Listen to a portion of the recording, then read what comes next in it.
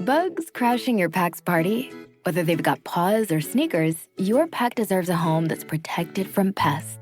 That's where Wondercide comes in. Plant-powered protection made with steam-distilled natural essential oils that actually work. It kills and repels fleas, ticks, mosquitoes, and ants without questionable ingredients or overpowering smells.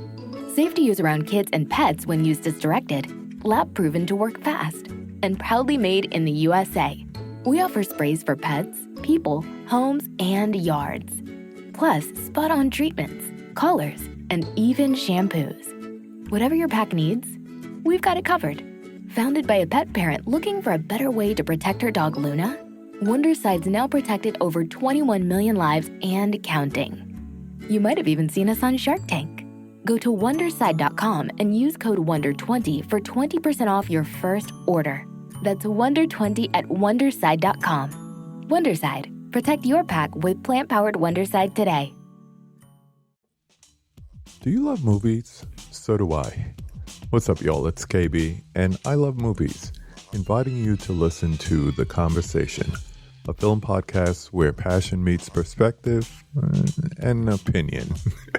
From the old school to the new, I invite a guest on to discuss the movies that thrill us, challenge us, break our hearts, or even blow our minds. There's always new episodes dropping wherever you get your podcasts. So join the conversation. We don't just watch movies. We love talking about them too. The Conversation with KB Loves Movies, a part of Someone's Favorite Productions podcast network. Hey there, boys and girls. I've got something you'll adore. It's new and fun and oh so cool. No need to clutch your pearls. Join Father Malone and his pal HB on a journey to Sunshine Cab. It's called Night, Mr. Walters, and costs $0 guaranteed to make you smile. Hey! We're in Way Media.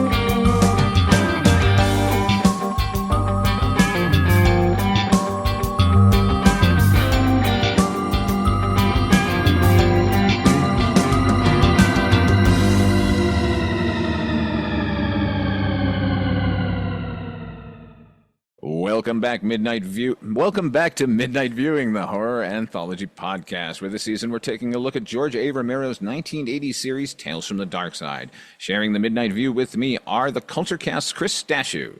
I'm addicted to nicotine and cigarettes. Someone please help me. And the Projection Booth's Mike White.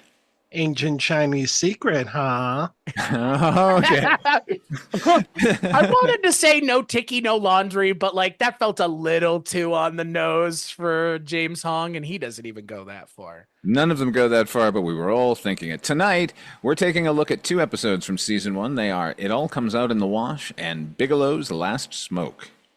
It All Comes Out in the Wash is Season 1, Episode 20. It originally aired on May 26, 1985, written by Harvey Jacobs, directed by Frank De Palma. This one stars Vince Edwards and James Hong. It is the story of an unscrupulous real estate developer and the laundry service he uses to wash away all his sins. What do you think of this one, Mike? I found it to be interesting. Oh, by the way, how dare you forget Ellen Winthrop as Ginger? What a standout performance. She has a great chest, I've heard. Oh, boy. Good Lord. Yeah, Oops. I had a good time enjoying it. I had a good time watching this one. Seeing James Hong so many years ago is kind of disconcerting because I always picture him as being old. I think it's probably because of Big Trouble in Little China. Like, what they did with his face in that movie is basically what he looks like now, except maybe like without so many like headdresses and things. Let's I not felt forget, like- as Chew in Blade Runner, they aged him up there too. So I always thought he was an elderly man. Right? Yeah. I Kinda only like do me and Max. eyes. I thought the same thing about Max von Sydow for the longest Oh, time because God. of The Exorcist. I was like, this is Yeah. an old man, right? Nope. No, he didn't. I mean, at least James Hong looked better as an old man in those movies than Max von Sydow did in The Exorcist. That's true. And yeah, Vince Edwards looking a lot better than he did just when was that? Just a few years later. No, it was like the next year, was it, for Deal of the Century? He looked really bad there, but he looked somewhat decent here. Man, oh man, these business guys, I'm so glad when they get their just desserts because they just think that they own the world. I'm so glad that things have changed so much since then that we don't have to worry about businessmen like this anymore. So Especially in New York City, of all places, right? Exactly. Oh, yeah. Imagine if we had to worry about convicted felons being businessmen now. Just thank imagine. goodness. No, I'm glad that that is all a thing of the past. Just imagine if someone like that had access to James Hong's laundry service now in real life. Guess what he could do with it? Apparently, he doesn't need it. Yeah, that's what I've been told.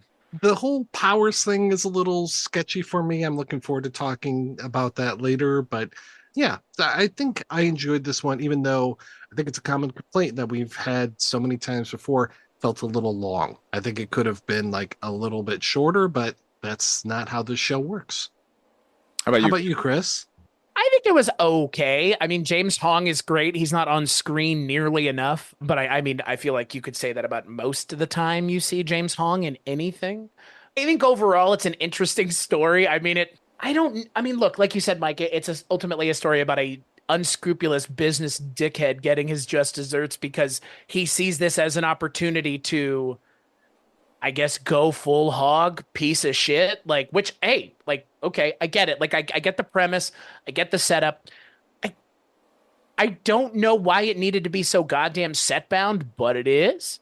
I don't know why Vince Edwards doesn't take it further, but he doesn't. I mean, he kills one person. That's it. And then buys his stock. Like, you would think this guy being given essentially the keys to a sin eater is what we're essentially being. Not Heath Ledger as a sin eater. James Hong is a sin eater.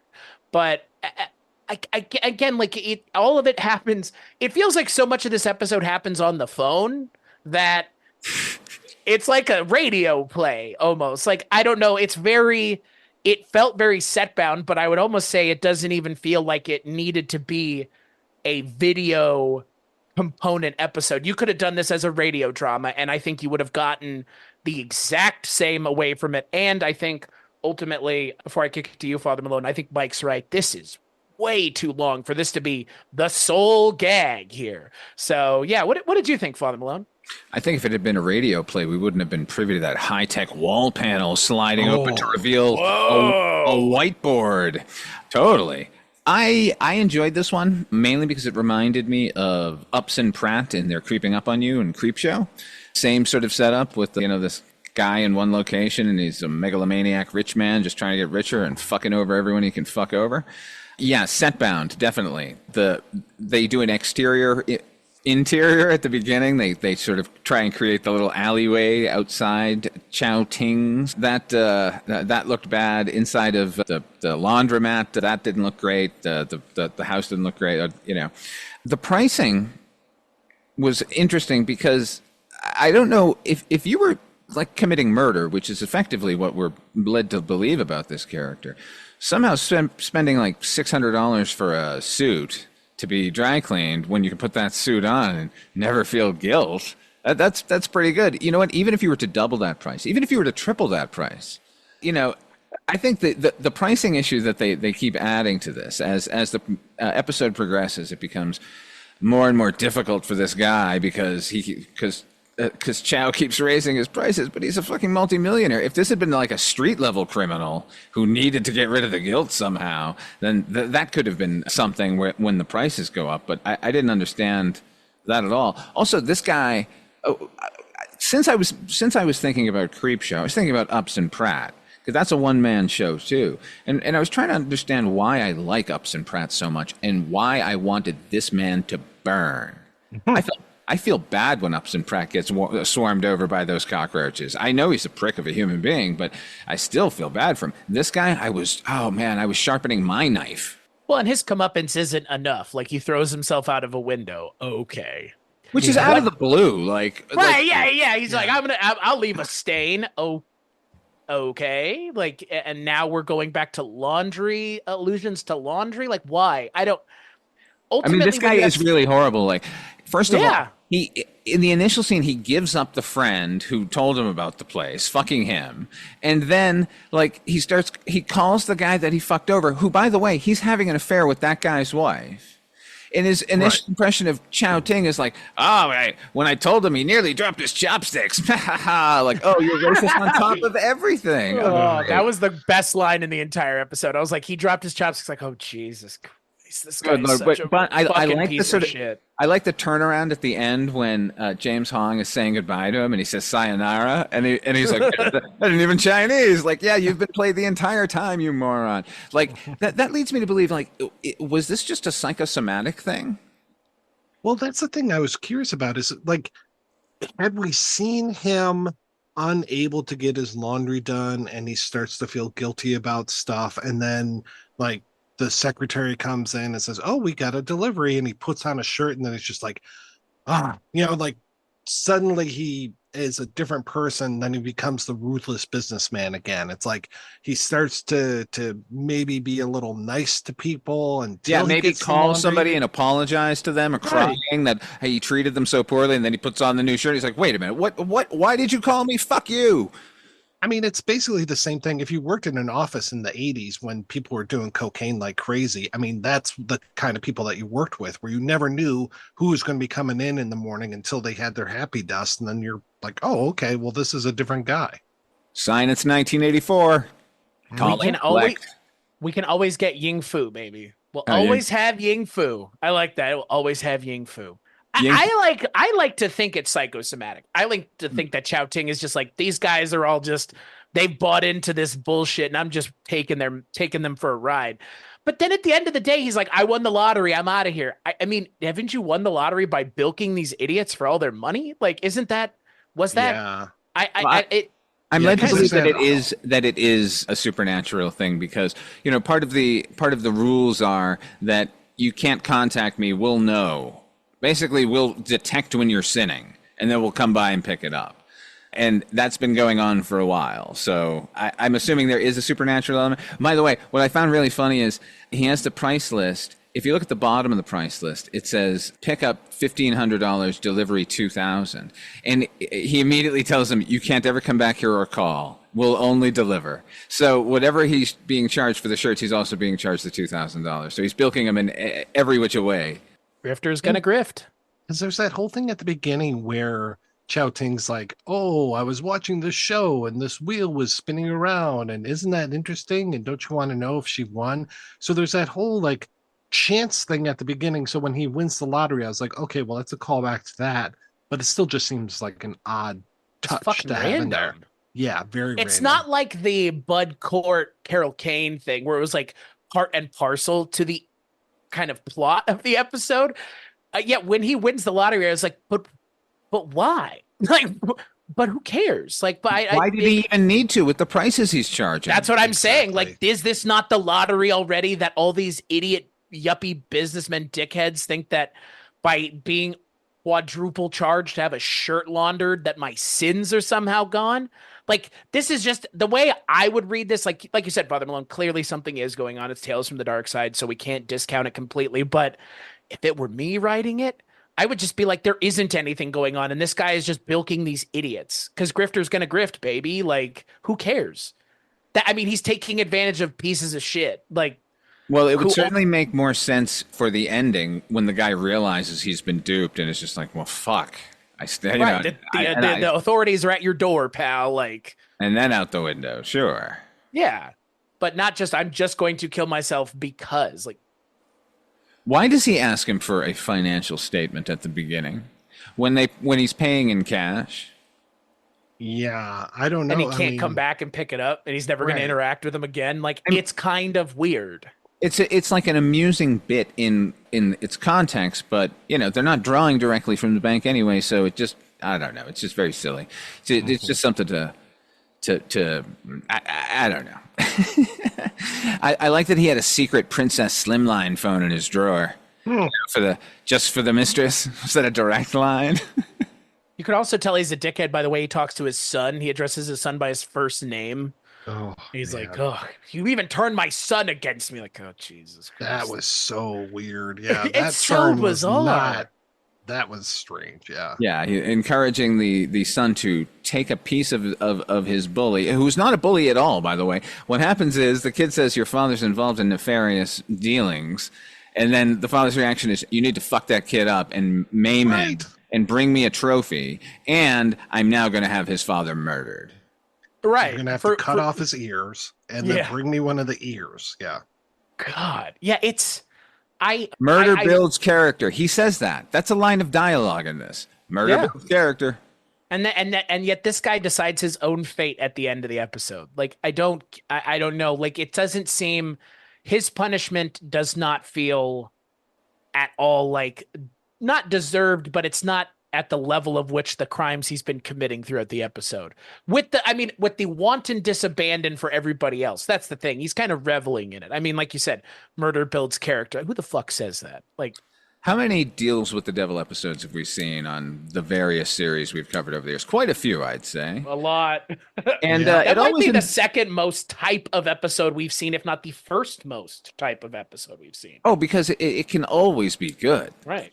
But what I found really amusing in this episode is, like, where most characters find a bit of a moral quandary when it comes to giving up their eternal soul to the devil, this guy calls, is never asked for his soul, and just says, like, oh, you want my soul? Okay, you have a deal. Get over here. Right. We do not traffic in souls, mister. Yeah.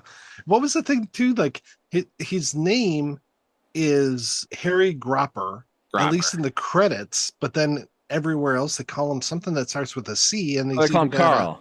Carl, and he's even got the C on his mug. So when the name came up at the end, I was like, Harry. When did that, or Henry? Where did that come from? Oops, maybe Carl's a nickname. I think the episode's credits are fucked up because that's where it is literally everywhere else but there. Yeah, or it could be Carl Henry Gropper. Quotations. Send him a stuffed bear with a black ribbon around it. Yeah, that'll learn him. You're all class, buddy. Yeah, he is. Wasn't there an episode of Twilight Zone 85 that was similar to this? With the deal with the devil thing. Yeah, I mean, you said it best, Father Malone. Like, there's so many at this point. It's like hard to keep track of them. I was thinking of the guy that goes into the old Chinese shop and he gets lost in the back. That's what it was. Yep. Yeah. Yes. Wong's Lost and Found or whatever. Yeah. That's what this reminded me of. But beats the shit out of me if that episode was good or not. I couldn't remember. So no, that one was bad. It was a polemic about racism. Ultimately, it was not very good at all. I mean, like misplaced rage and whatever. Here's something they need to stop doing, particularly in these kind of episodes, because we keep seeing in this kind of episode where the scenario here is his friend, quote unquote, Sam Larchmont. He gets off the phone with our protagonist, kills himself. And then within 2 minutes, the secretary, Ginger, comes in and says, Gropper, he says, oh, Sam Larchmont killed himself. So the fucking guy killed himself, and then somebody walked into the room and went, Jesus Christ, call Carter Gropper. Right. Because they did this in like the I'll Give You a Million earlier in this season, where his friend, Keenan Wynn's friend died, and he immediately gets a phone call. Like, stop doing this. That's all. Public service announcement. Oh, wait. Chris, earlier you said about New York, and if you look out this guy's window, clearly they're in New York, except all the establishing shots are of the Los Angeles skyline. They've got like a cyclorama outside his window of like these New York buildings, and I was like, wait, I'm pretty sure I just saw downtown L.A. It feels like a New York. Drop my chopsticks, I'll tell you. Jesus. All right. Okay. Moving on. Bigelow's Last Smoke. This is Season 1, Episode 21, aired originally on June the 9th, 1985. This one was written by Michael McDowell, story by Kenneth Wayne Hannis and Craig Mitchell, and directed by John Harrison. This one stars Richard Romanus, the only jerk-off who will still lend Johnny Boy any money. Remember Mean Streets? Sam Anderson is also in this one. He was Bernard on Lost, and Forrest Gump's principal. And Howard Dayton is also in this one. They sure made sure to point that out on the Wikipedia, huh? I was the principal in Forrest Gump. Oh, did it? Yeah. I just remember him from Forrest Gump. Yeah, it's like, and in film, he was known as Forrest Gump's principal. Oh, the one that bangs Sally Fields. Yeah, that one. Yeah. Mm-hmm. Yeah. He looks, in his IMDb profile picture, he looks so much like Kenneth Tiger. It's crazy. He kind of looked like Kenneth Tiger anyways. Like, yeah, like when he comes on the TV, but then I was just like, man, I'd rather it was Kenneth Tiger. I like him better, but well, yeah. fair. This was like early Sam Anderson, because yeah, that guy's been in a ton of stuff. He's one of those, I mean, he's basically a modern Kenneth Tiger, even though Kenneth Tiger still shows up and stuff. I mean, case in point, the Avengers.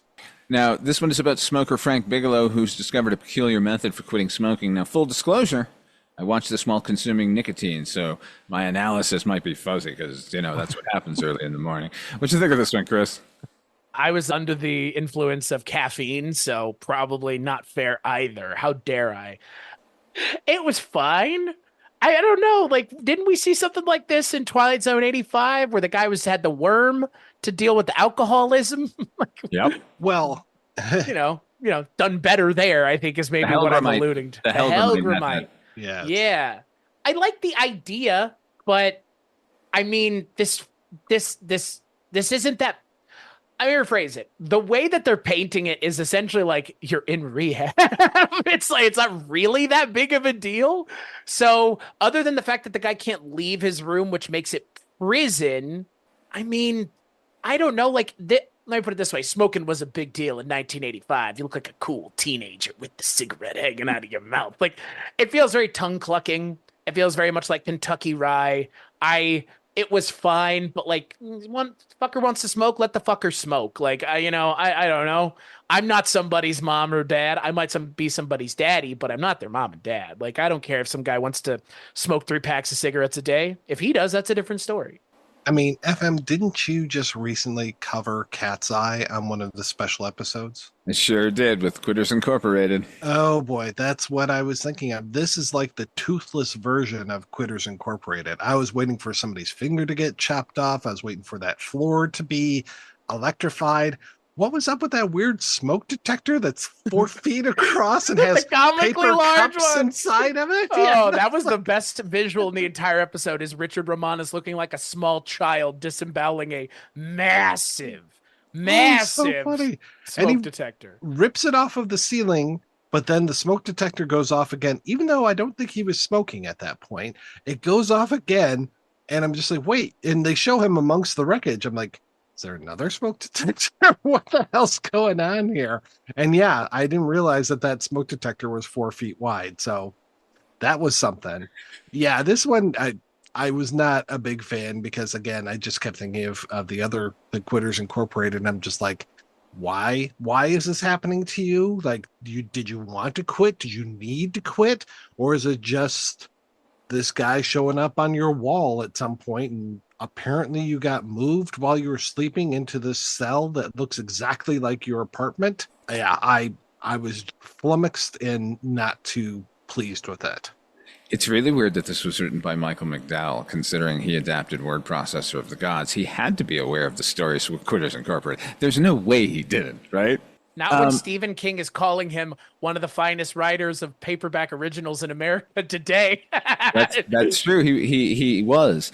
But I just, to your point, like, there's no way. Like, he fucking knew. No, of course like, not. He fucking knew. Like, so I'm wondering if even there weren't a phone call involved. Like, hey, I'm writing this thing. I mean, he's rewriting somebody else's teleplay. So I let him off the hook there a little bit. So, okay.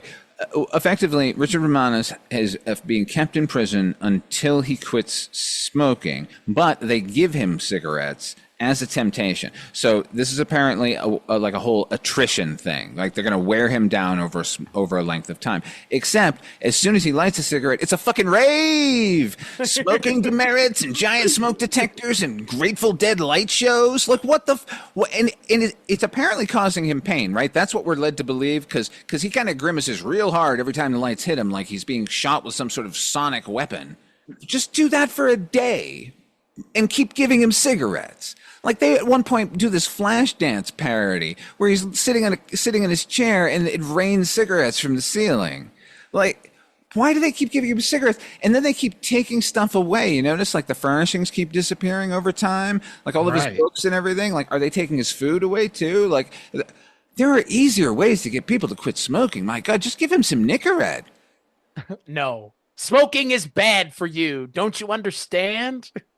I mean, there was I want to say even in Tales from the Crypt, there was a cigarette episode, Smoke Rings, in the last season where it was like Daniel Craig was trying to figure out why cigarettes were killing people. It's like, I don't know why, like, I mean, I know why cigarettes were a big deal, but at the same time, as I recently alluded to, like, I don't give a shit if people smoke. It's like, I don't give a shit if people drink. Like, not my problem. If you want to do it, cool. So these kinds of stories to me always feel very moral majority. It's like, yeah, okay, if you don't like smoking, you think smoking's bad, this story might be something you're interested in. Or if you're a smoker, I guess, again, like, if I were a smoker, this is not how I would go about quitting. Like, this is not the way anyone would go about quitting. This is the way that you would go about getting some sort of horrifying PTSD from the experience and being more fucked up in the process because they were taking your furniture away and they were essentially like treated like waterboarding, like sound bombarding you. And so it's just, I really don't like these kinds of stories because it comes from a moral high ground that I do not empathize with. The guy smokes 3 packs a day.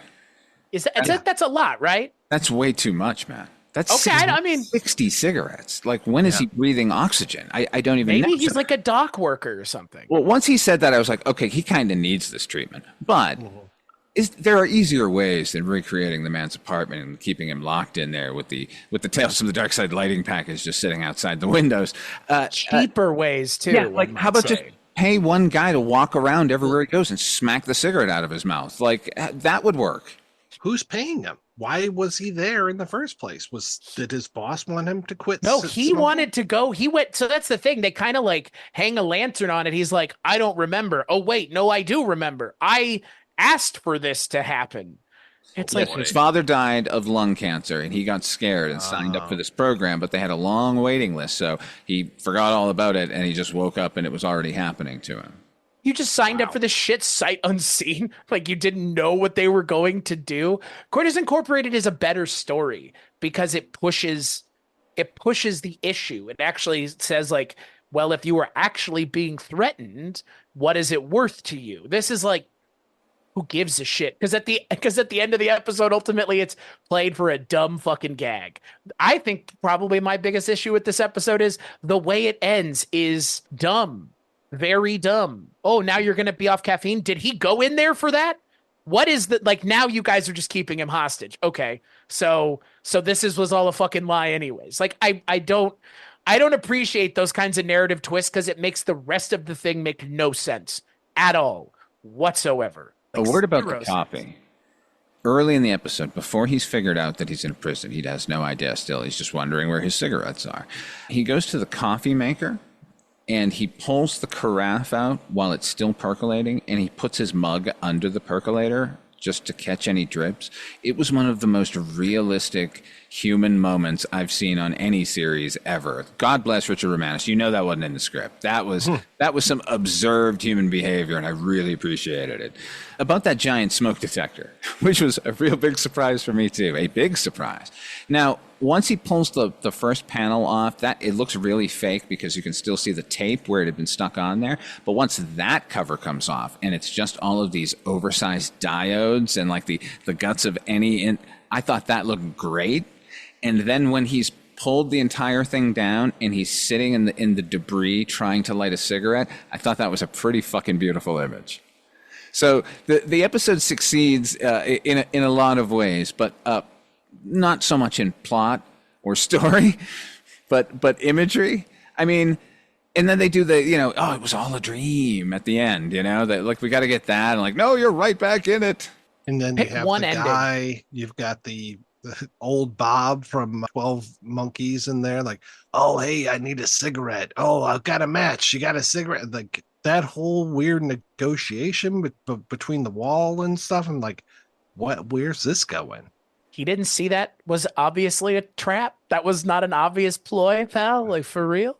Yeah, we just happened to, A guy next to you who has no cigarettes also. Really? Get the fuck out of here.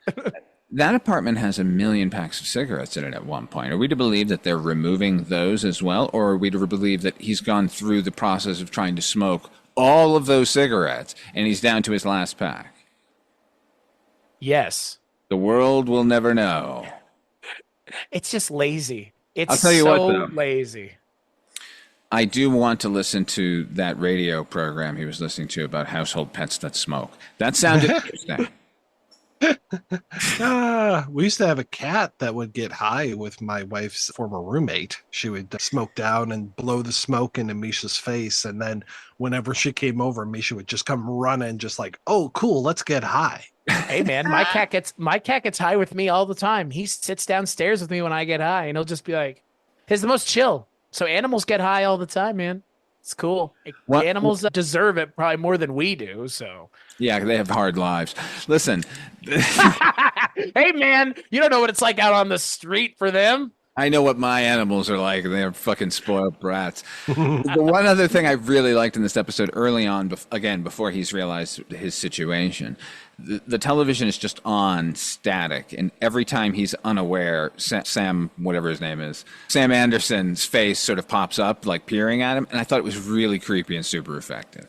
I like that. Yeah, it doesn't make up for the other things. I'm just naming the things I liked about it because overall I liked it. I mean, I didn't have a problem with it. It was weird and unexplainable and obtuse, but sometimes I just enjoy it. It certainly didn't suffer what the last one did, which felt like it was going on for too long. The other one needed a B plot or something to get that one motivated in some way. But this one I didn't feel it, which is weird because it's just a guy trapped in one room for 22 minutes. Talk about setback. Oh boy. Mm-hmm. But Richard Romanus should have been a bigger star, right? He should have been in more movies and stuff. He's got a weird intensity to him. I really enjoy him. Oh yeah. He looks good in a pair of shorts, very short shorts. Right at the end of the episode, I'm wearing those shorts. I could not help but laugh because he's a very tall man, and those are a very short pair of shorts for a very. And then he's wearing like a dress shirt too. So he's just living his best life, stuck in an apartment he'll never get out of to die in. I guess. What's next? I mean, what's after the caffeine? Then what? Like, then do they let him go? You're not eating well enough, sir. Right. The proper weight. Oh, you're masturbating too much, sir. Like you're doing, like you're breathing air too much, sir. On the treadmill, please, sir. We need to get you to top form. By the way, they're gonna let this guy back out into the world who no longer smokes, but he also doesn't have a job or a place to live or any friends, probably because he disappeared for how long? Who knows? Yeah, I was thinking a lot of Old Boy while I was watching this one too, because I was like, this almost feels like that. Like, is he going to get out and find the people? Is he going to find Sam Anderson or whoever and track him down and take revenge on him? Well, it's like that Japanese game show, right? Nasubi, the guy stuck in the room, right, the naked guy with the look like eggplant. Yeah, that's what this is like, but with Richard Romanus instead. I wanted to like this episode more, but again, I have a real distaste for when they start clucking their tongues at us real hard. People who smoke, whatever. People who drink coffee, whatever. Do you. Now, what was it? Bruce Willis at the beginning of Twilight Zone 85 was Shatter Day? I mean, different kind of idea, but still, like, where is that line between you and your responsibilities and where your responsibilities aren't yours? Because that's ultimately what the question of this episode is, right? Like, when you're unable to do it yourself, how much of that are you giving over to somebody else?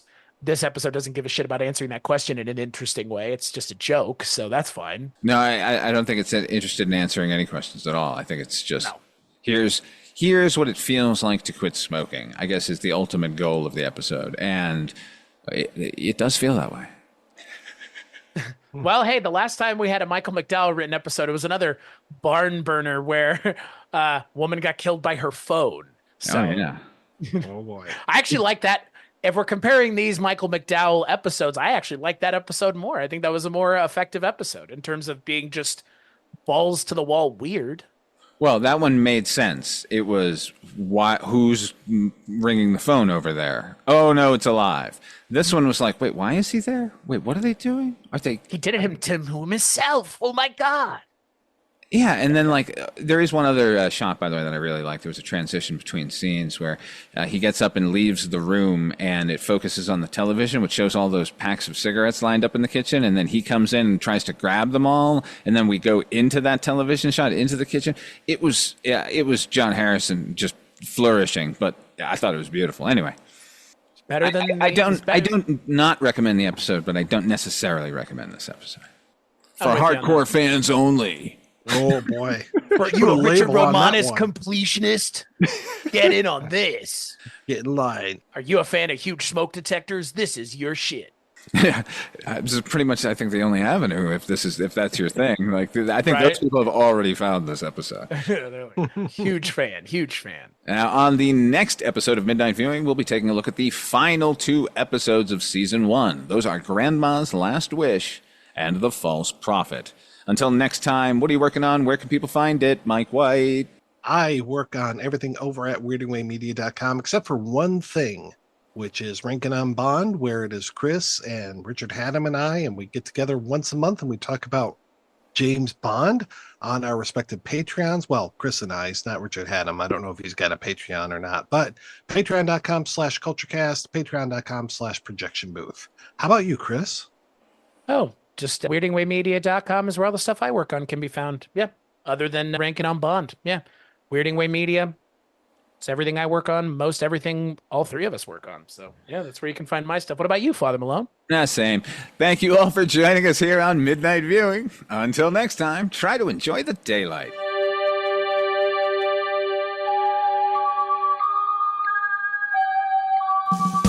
Midnight Viewing, the horror anthology podcast, is a proud member of Weirding Way Media. Our theme song was composed by HP with an assist from Donald Rubenstein and Erica Lindsay. If you want to hear these episodes early and commercial-free, become a patron over at patreon.com/Father Malone. Not only are the episodes up early, but we have extended interviews and bonus podcasts where we spotlight the best episodes of horror anthologies from every series. But if you just like the show and want to help, please share it with your friends and give us a rating on your favorite podcatcher. Together we'll keep journeying through the places that are just as real, but not as brightly lit.